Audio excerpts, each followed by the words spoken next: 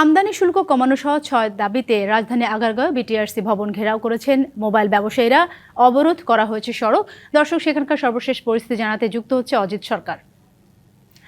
অজিত, জানতে চাইবো আন্দোলনকারীরা ৬ দফা দাবিতে কোন কোন বিষয়গুলো তুলে ধরেছেন, আর এই আন্দোলনকে ঘিরে ওই এলাকার পরিস্থিতি কেমন দেখতে পাচ্ছেন?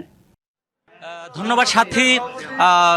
আপনি জানেন নাকি সকাল থেকে কিন্তু সারা এখানে মোবাইল ফোন ব্যবসায়ীরা এবং তাদের যে দোকানের কর্মচারীরা কিন্তু রাজধানীর বিটিআরসি ভবনের সামনে এবং কি রাজধানীর আগারগাঁও যে মোড় এবং কি পঙ্গু হাসপাতালের সামনে কিন্তু তারা কিন্তু সড়ক অবরোধ করে কিন্তু তারা কিন্তু এখানে অবস্থান নিয়েছে। তাদের কিন্তু আসলে ৬ দফা দাবি। তো আসলে আমরা তাদের সাথে কথা বলেছি। আসলে এখানে সন্ধ্যা ৬টার আগে কিন্তু আসলে এক দফা কিন্তু বিটিআরসির সাথে কিন্তু তাদের মোবাইল ফোন ব্যবসায়ীদের কিন্তু একটা প্রতিনিধি দলের কিন্তু একটা বৈঠক হয়েছে।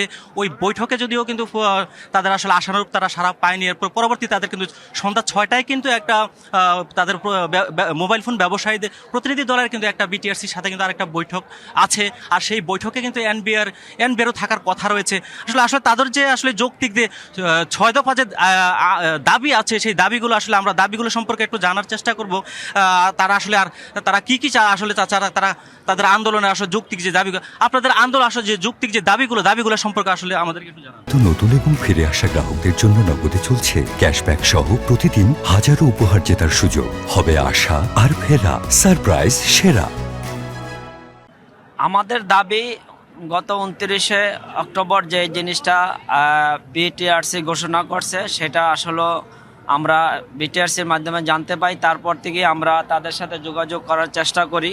লাস্ট একবার আমরা বিগত প্রায় 1 মাস আগে যোগাযোগ করতে পারছি, কিন্তু যোগাযোগ করে কোনো আমাদের লাভ হয় নাই।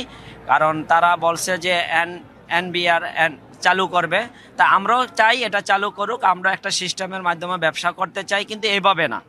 আমাদের প্রথম দাবিটা ছিল যে আমরা যেই কারণে তারা চালু করতে চাচ্ছে, যে আমরা যে বিজনেসটা করি যে সরকার ট্যাক্স পাচ্ছে না। কিন্তু আমি প্রথমেই বলবো যে এটা ভুল। আমরা এই ফোনটা কাদের কাছ থেকে কালেকশন করি? আমরা কালেকশন করি একজন প্রবাসীর কাছ থেকে। যেহেতু এখনও বাংলাদেশের আইনে একজন প্রবাসী 2 থেকে 3টা মোবাইল আনতে পারবো, আমরা কিন্তু তাদের কাছ থেকে মোবাইলটা কালেকশন করি।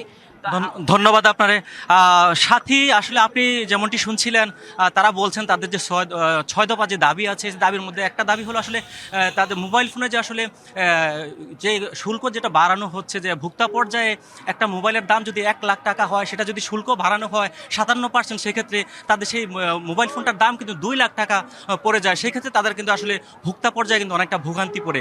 তো আসলে তারা কিন্তু সন্ধ্যা ৬টার কিন্তু একটা প্রতিনিধি দলের বৈঠক হবে বিটিআরসির সাথে, এবং সেখানে এনবিআর যে সদস্যরা তারাও থাকবে। তো আসলে আমরা পরবর্তীতে আপডেট আপনাকে জানাতে পারবো সাথী। অসংখ্য ধন্যবাদ আপনাকে।